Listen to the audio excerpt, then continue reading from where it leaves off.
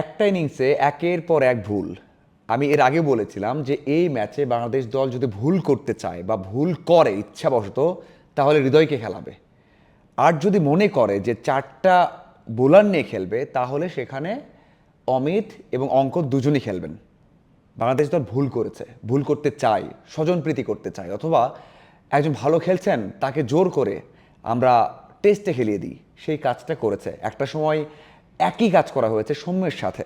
হৃদয়, যার কথা বলছি, দারুণ ফর্মে রয়েছেন, মানে জীবনের সেরা ফর্মে রয়েছেন। সাদা বলে মানে ওডিআই এবং টি-20-তে দারুণ ফর্মে রয়েছে।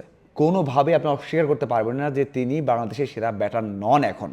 বাংলাদেশের সেরা ব্যাটার, এক কথায় সেরা ব্যাটার, সেরা ইম্প্যাক্ট তিনি দেখাচ্ছেন। কিন্তু এই জন্য কি টেস্টে খেলাতে হবে, জোর করে খেলাতে হবে? এক প্রকার জোর করে খেলানো হচ্ছে। দেখুন, নর্মালি প্রক্রিয়া অনুযায়ী যদি আপনি এই ম্যাচটাতে কাউকে ডেবিউ করাতে চান, সেটা অমিত হাসান। এক কথায় অমিত হাসান, তাকে ডেবিউ করানো হয়েছে এবং তিনিও ভালো করতে পারেননি। কিন্তু অঙ্কন, যিনি এর আগে একটা টেস্ট খেলেছেন, ঘরোয়াতে নিয়মিত উইকেট কিপিং করেন এবং একজন উইকেট কিপার দরকার। অমিত যে উইকেট কিপিং করছেন, আমি সেখানেও বলবো যে অমিতকে দরকার ছিল না কিপিং বা কিপার হিসেবে রাখার। সেখানে প্রথমত অঙ্কনকেই নেওয়া হতে পারতো বা নিলে ভালো হতো। সেই দিক থেকে প্রথমত আমি বলতে চাই যে আসলে বাংলাদেশ দল যে চারটা বোলার নিয়ে খেলছে, এটা অযৌক্তিক। ভাই, বাংলাদেশ দল পাকিস্তানকে হারিয়েছে, বাংলাদেশ দল ঐতিহাসিকভাবে পাকিস্তানকে হারিয়েছে। দুইটা টেস্ট পাকিস্তানের মাটিতে গিয়ে, দুইটা টেস্ট বাংলাদেশের মাটিতে হারিয়েছে, মানে এটা আর কেউ করেনি, বাংলাদেশ করেছে। এই আত্মবিশ্বাস নিয়ে, এই প্রক্রিয়া নিয়ে যখন আপনি জিম্বাবুয়েতে গিয়েছেন, সেখানে আপনি পাঁচটা বোলার নেবেন না? মানে আপনি পাঁচটা বোলার নিয়ে খেলবেন না? সেই সাহস দেখাবেন না? আপনার কি সেখানে আপনার এক্সট্রা একজন ব্যাটার লাগবে? মানে আপনি এটাও বলতে পারেন যে ভাই, এখানে তো নতুন ব্যাটার অনেকে রয়েছেন। কয়জন রয়েছেন ভাই?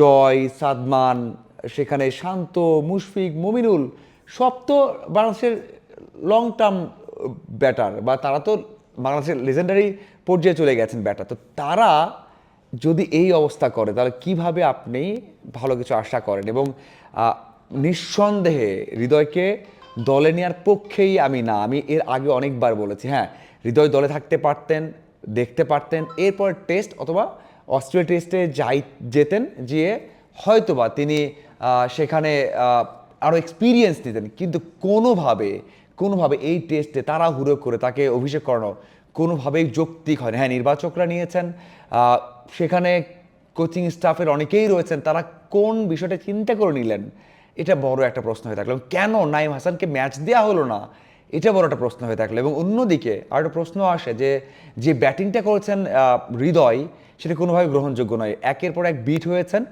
যেই 15টা বল বা 16টা বল খেলেছেন, সেখানে বেশিরভাগ বলে বিট হয়েছেন। কখনো গ্লাভসের উপর দিয়ে গেছে, কখনো ওডিআই টি-20 মতো সাফল করে খেলেছেন। টেস্ট সেখানে ছিলই না, ছিলই না। মানে এটা দেখে ধারাভাষ্যকারা বলছিলেন যে কেন হৃদয় টেস্টে, টেস্টের ব্যাটিং এটা না, এটাই বলছিলেন বারবার।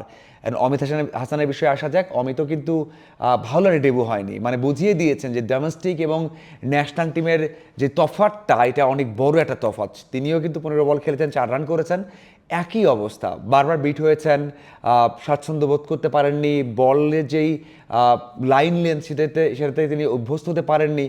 সেখানে বড় একটা গ্যাপ কিন্তু তিনি বুঝিয়েছেন। সেটা তো বললামই যে নাইম হাসানকে ম্যাচে না নেওয়া অথবা 5 জন পেসার না নেওয়া, এটা বাংলাদেশে একেবারে নেগেটিভ একটা মানসিকতা। কোনোভাবে এটা গ্রহণযোগ্য না, কোনোভাবেই গ্রহণযোগ্য না। হ্যাঁ, বাংলাদেশ এখনও ম্যাচ জিততে পারে, বাংলাদেশের ব্যাটসম্যানরা নেক্সট ইনিংসে হৃদয় সেঞ্চুরি করতে পারে, হয়তোবা সেখানে অমিত হাসানও করতে পারেন সেঞ্চুরি। তারপরেও বলবো যে প্রক্রিয়াতে টিম গঠন করা হয়েছে, এটা ভুল, এটা ভুল, একেবারে ভুল। এখানে যদি একটা বোলার কমের পক্ষে আমি না, যদি কমাতে হতো তাহলে অমিতের সাথে অঙ্কনকে খেলাতে পারতো। অন্যদিকে অবশ্যই আপনি বলতে পারেন যে ভাই, একটা ম্যাচ এটা এক্সপেরিমেন্ট না করলে কবে করবে এক্সপেরিমেন্ট? ভাই, জিম্বাবুয়ের সাথে এক্সপেরিমেন্ট করা হচ্ছে। তো আপনি তো অঙ্কনকে নিলে তো এক্সপেরিমেন্ট, অঙ্ক তো একটা ম্যাচ খেলেছেন। আপনি যদি অমিতকে নিয়েছেন ঠিক আছে, তারপরেও কিন্তু টেস্টে তিনি খেলেছেন। অঙ্কনের টেস্টের যেই স্ট্যাটাসটা, সেটাও ভালো। কারণ হ্যাঁ, আপনি বলতেন যে ডোমেস্টিকে আবার পিছিয়ে আছে অঙ্কন, হৃদয় আবার এগিয়ে আছে 19 ম্যাচ। আর অঙ্কন মনে হয় 54টা ম্যাচ খেলেছে, তার 30 গড়, অঙ্কনের 44 গড়। তারপরেও এই প্রক্রিয়ায় যায় না। হ্যাঁ, পরীক্ষা নিরীক্ষার জন্য হলে ঠিক আছে, সেই পরীক্ষা নিরীক্ষায় আমার মনে হয় প্রথম ইনিংসে সবাই ফেল করেছে, মানে এই যে 2-3 জন। আপনাদের কি মনে হয় অবশ্যই জানাবেন। ধন্যবাদ সবাইকে।